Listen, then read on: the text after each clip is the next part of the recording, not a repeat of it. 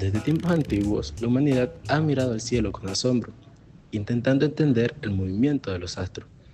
¿Por qué los planetas siguen trayectorias tan precisas? ¿Cómo predecimos los eclipses, órbitas o incluso el destino de una estrella lejana? La mecánica celeste se ocupa para calcular la órbita de un cuerpo recién descubierto y del que se tiene pocas observaciones. Con 3 observaciones ya se puede calcular los parámetros orbitales. Calcular la posición de un cuerpo en un instante, dado su órbita. Ejemplo directo de esto es la mecánica celeste. Hoy en día, la mecánica celeste no es solo teoría, es esencial para enviar misiones al espacio. Cuando una nave viaja a Marte o una sonda sobrevuela Júpiter, cada maniobra ha sido calculada con una precisión asombrosa gracias a esta hermosa disciplina. Aplicaciones prácticas. La mecánica celeste tiene diversas aplicaciones prácticas, como la planificación de misiones especiales, la predicción de eclipses o el estudio de la actividad de la órbita de los satélites. Conocimiento fundamental.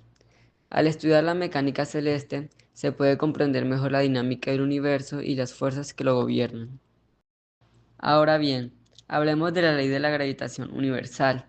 La ley física enunciada por Isaac Newton establece que una partícula de masa m1 ejerce una fuerza de atracción sobre otra masa m2, que es directamente proporcional al producto de las dos masas e inversamente proporcional al cuadrado de la distancia que las separa. Y la fórmula de esta ley es la siguiente. La fuerza gravitatoria es igual a la constante gravitatoria multiplicada por el producto de las masas de los dos objetos, que sería masa 1 y masa 2, y todo eso se divide por el cuadrado de la distancia entre ellos.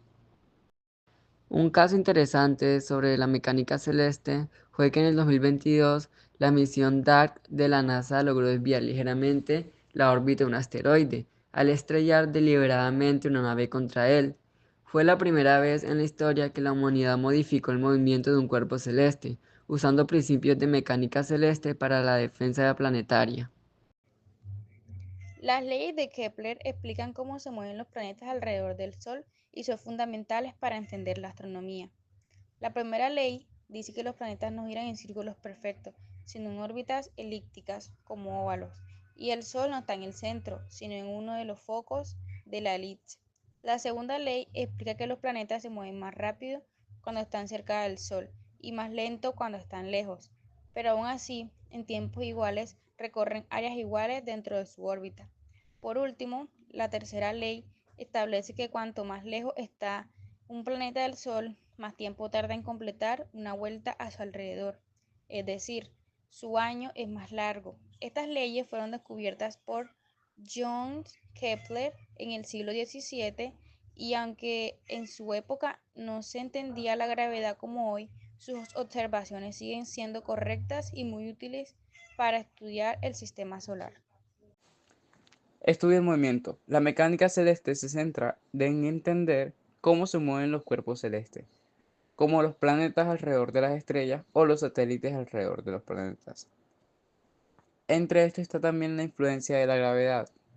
La gravedad es la fuerza principal que gobierna el movimiento de los cuerpos celestes. La mecánica celeste utiliza los principios de estas leyes, de esta ley de gravedad, para predecir y explicar los movimientos de los cuerpos. Modelos matemáticos. Obviamente, para estudiar los movimientos se utilizan modelos matemáticos complejos, como ecuaciones diferenciales que permiten calcular las posiciones y movimientos de los cuerpos celestes en diferentes momentos. Pero, en este caso, nosotros vamos a explicar el experimento de manera rápida. Este experimento es sencillo. Consta de que hay una tela que se describe como el espacio-tiempo y que es curvada por un objeto de peso. Y esto es algo común, porque entre más peso tenga un objeto, curva más este espacio-tiempo o esta tela.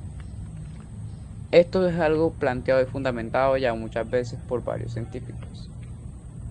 Al ser curvada de esta manera, si nosotros añadimos un objeto de menor peso, el objeto va a tender a girar hasta llegar a a esta masa mayor. Vamos a tomar los siguientes datos. Tomando que el peso mayor tenga una masa de 0,2 kilogramos y el peso menor tenga una masa de 0,02 kilogramos y que la distancia entre ellos sea 0,1 metros, vamos a tomar también que la constante de la gravitación universal siempre es 6,674 por 10 a la menos 11 newton por metro entre kilogramos cuadrados, todo el cuadrado. La fuerza gravitacional quedaría de la siguiente manera. Fuerza gravitacional igual a 6,674 por 10 a la menos 11 por 0,02 por 0,02, todo esto entre 0,1 a la 2.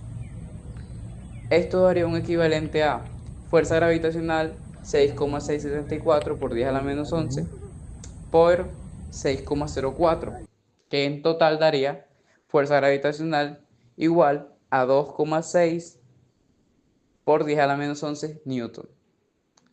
Así de fácil podemos estimar cuál era la fuerza gravitacional entre estas dos masas. Súper sencillo, ¿no?